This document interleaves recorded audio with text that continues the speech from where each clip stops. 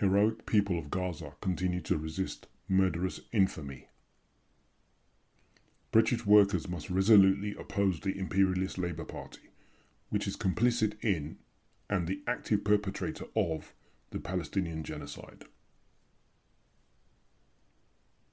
While the focus of world attention has turned away from Gaza to the attack by Israel on Iran, and Iran's determined and powerful response, there is still no let-up in Israel's war on Gaza or in the Palestinian resistance.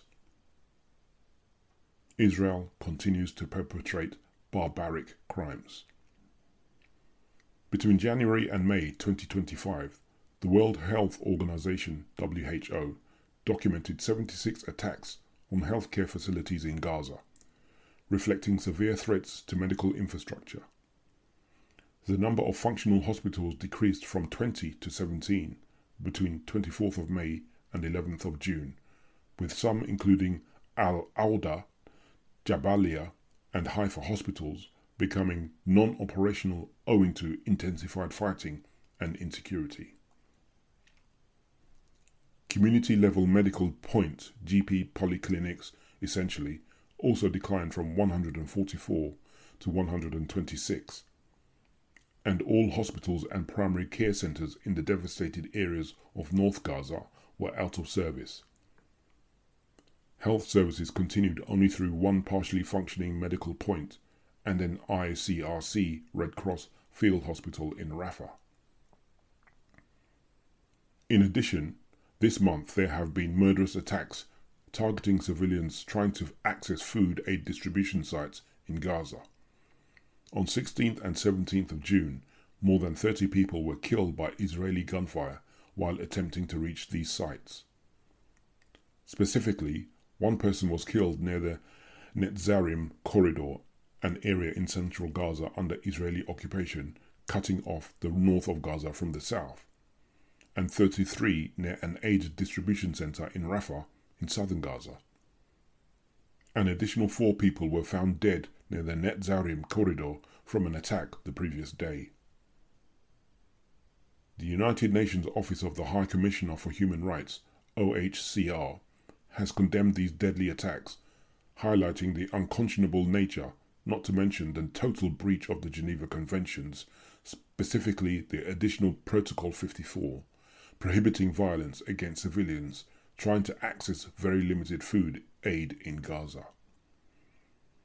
Article 54 of the Additional Protocol to the Geneva Convention relates to protection of objects indispensable to the survival of the civilian population, and states that 1. Starvation of civilians as a method of warfare is prohibited. 2. It is prohibited to attack, destroy, remove, or render useless objects indispensable to the survival of the civilian population, such as foodstuffs, agricultural areas for the production of foodstuffs, crops, livestock, drinking water installations, and supplies and irrigation works, for the specific purpose of denying them for their sustenance value to the civilian population or to the adverse party, whatever their motive, whether in order to starve out civilians to cause them to move away or for any other motive. The bombing of infrastructure also continues unabated. Satellite imagery and footage verified by Amnesty International showed extensive destruction in Quzaz during May 2025, with large sections completely razed due to Israeli military operations starting mid-May, contributing to the overall humanitarian crisis. Particularly shocking to the world has been Israel's attempt to starve the population of Gaza into submission, a blatant war crime that UN Secretary-General Antonio Guterres has condemned, saying that the amount of aid Israel has authorized to enter Gaza amounts to a teaspoon when a flood of humanitarian assistance is needed. The image of Siwa Ashur, pictured above, a 5-month-old Gazan baby with withered limbs and protuberant eyes, has become a defining portrait of Palestinian hunger. Deprived of baby formula, she weighed just 2 kilograms, a third of the weight of a healthy child her age.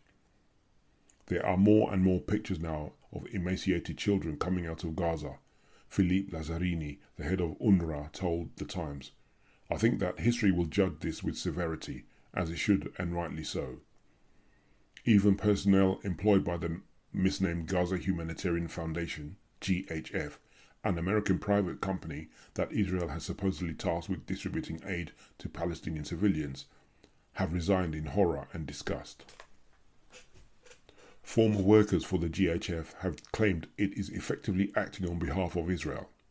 Jake Wood, the ex-US Marine originally in charge of the GHF, resigned with a blistering attack on the organization's independence, accusing it of lacking humanity, neutrality, impartiality. Who are the US military contractors delivering aid to starving Gazans? By George Grillis and The Times, 1st of June 2025. But resistance intensifies. Throughout all this barbarity, Israel has continued to encounter significant and enhanced military resistance from various armed groups in Gaza. Palestinian militant groups including Hamas and Islamic Jihad have intensified rocket targeting Israeli cities. Signals indicated that over 5,000 rockets may have been fired towards Israel in May 2025 alone. Besides, there continue to be numerous instances of elaborate underground tunnel networks being used strategically by the resistance for surprise assault on the Israeli Defense Force, IDF, as well as for enabling the resistance to move its troops and hide munitions. In mid-May 2025, Israeli ground forces launched a significant ground offensive into Gaza to destroy those tunnels and diminish the capabilities of the resistance forces.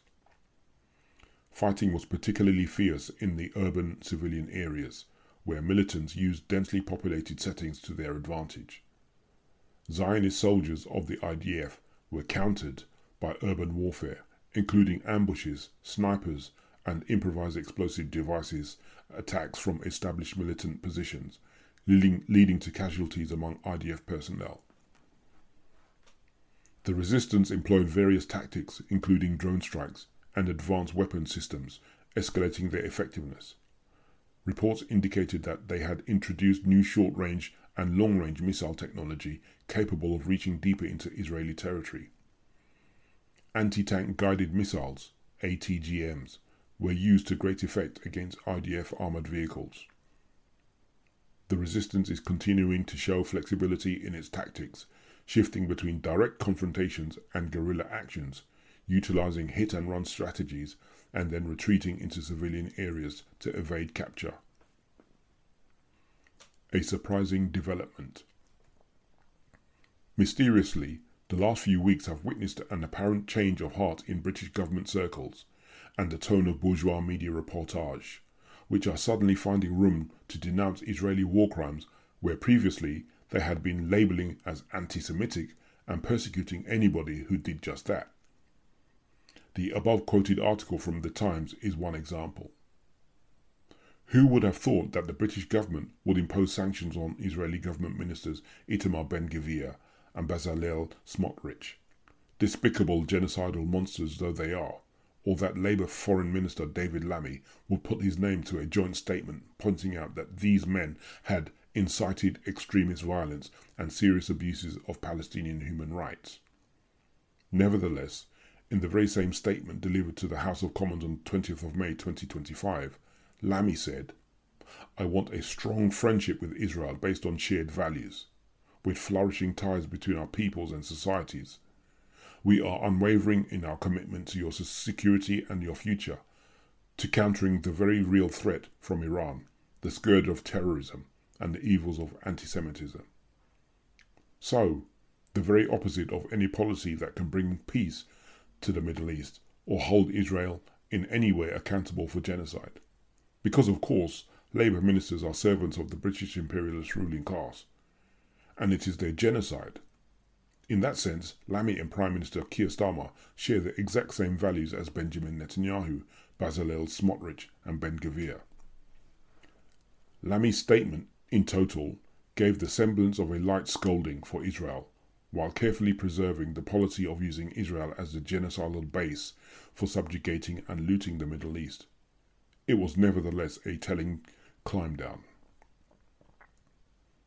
Its true significance lay in the recognition that Israel was on the brink of collapse, and that the British and European Union ruling classes, and our Labour government, are scrambling to distance themselves from the charges of genocide they should surely be facing. Who would have thought that the BBC would allow its correspondent Jeremy Bowen to publish an investigative report exposing the fact that Israel is committing war crimes and genocide in Gaza? Mr. Bowen, who does not, however, recognise the Palestinians' right to fight against the Israeli occupation of their land, reminded his readers, even wars have rules. They don't stop soldiers killing each other, but they are intended to make sure that civilians caught up in the fighting are treated humanely and protected from as much danger as possible. The rules apply equally to all sides. That, at least, is the theory behind the Geneva Conventions. The latest version, the fourth, was formulated and adopted after World War II to stop such slaughter and cruelty to civilians from ever happening again. Bowen was quite clear that in killing of tens of thousands of civilians, including so many little children, and in using famine as a weapon of war, Israel is in flagrant breach of the Geneva Convention. Israel is accused of the gravest war crimes. How governments respond could haunt them for years to come. 8th of June, 2025. The Financial Times also weighed in with an article by Martin Sandbu, Europe's patience with Benjamin Netanyahu's war in Gaza and Israeli settlers' aggression in the occupied West Bank may finally be running out.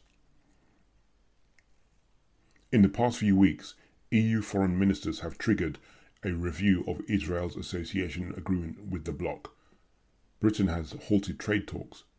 Norway's sovereign wealth fund blacklisted an Israeli company, Singular, for facilitating energy deliveries to the West Bank settlements, and the leaders of France, the UK and Canada threatened to put sanctions on the country. Even Germany, Israel's most stalwart backer in Europe, is criticising the country's conduct.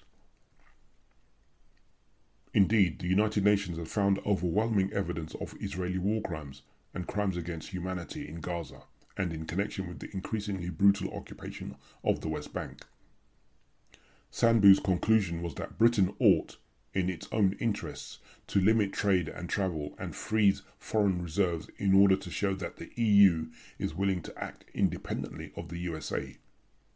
It's in Europe's interest to put sanctions on Israel. 2nd of June, 2025.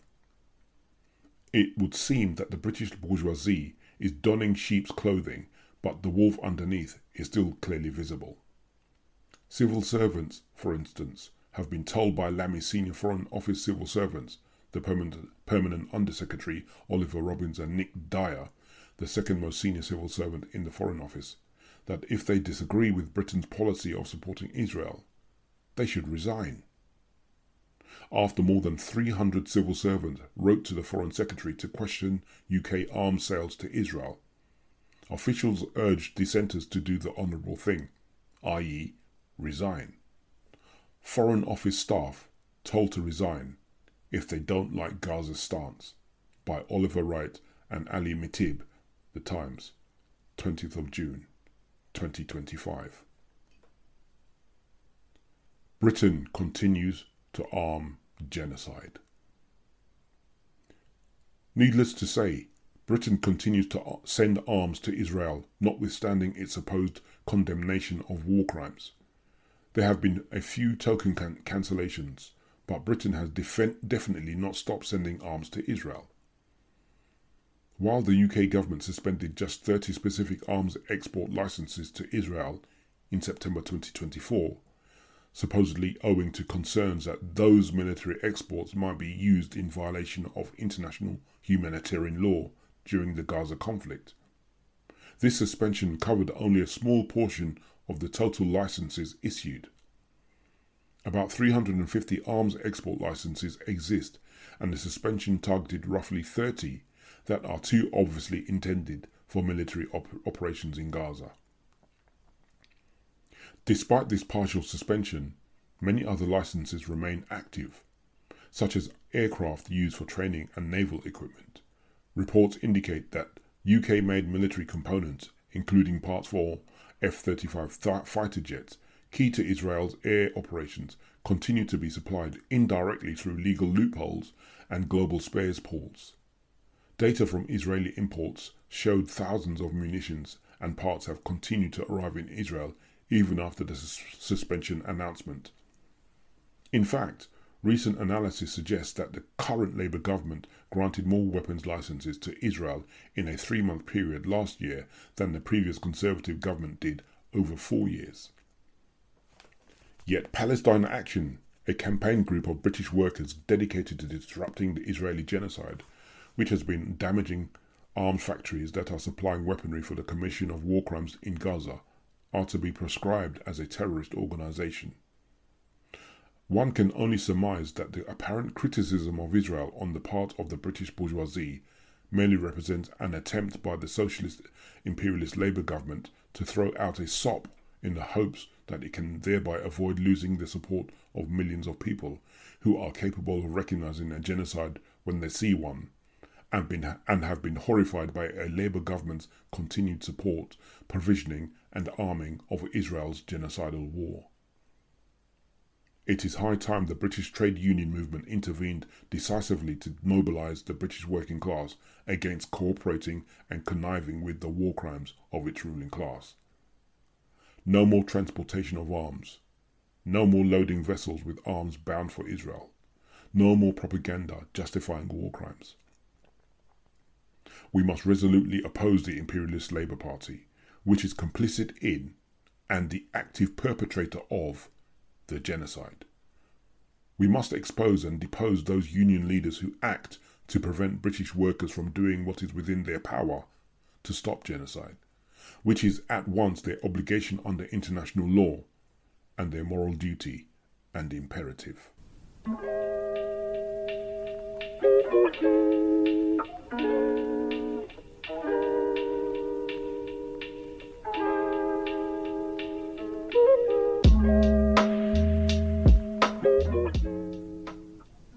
Thanks for listening to Proletarian Radio. We aim to bring you the best Marxist analysis on current affairs, revolutionary history, and theory. Do like, comment, subscribe, and share our content to help us reach the widest possible audience. We are a small organization with limited resources, and we need workers' support if we are to grow and fulfill our mission. If you are able to make a one-off or regular donation, no matter how small, please visit our website at thecommunists.org and register as a supporter.